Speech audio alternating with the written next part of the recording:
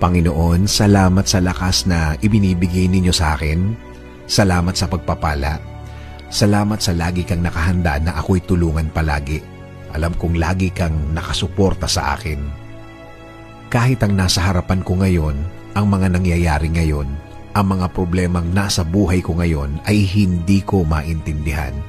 Kahit na ang tingin ko sa sitwasyon ko ngayon ay napakagulo. Sa iyo pa rin ako aasa, sa iyo pa rin ako kakapit because you said in your word that you will always be there for me with a helping hand.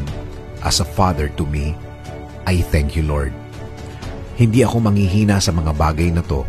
Hindi ako mawawalan ng loob, hindi ako matatakot dahil naniniwala ako na lagi kang andyan para ako ay sagipin sa mga problemadong araw tulad ng mga nararanasan ko, Panginoon.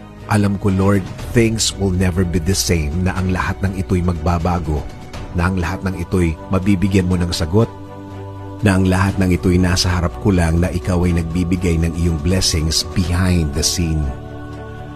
Dahil alam ko, Lord, na ako'y bahagi ng iyong plano, plano para ako'y mapunta sa mabuti, plano para mas mapaganda ang kinalalagyan ko, plano para hindi ako masaktan, at plano na ikagaganda ng aking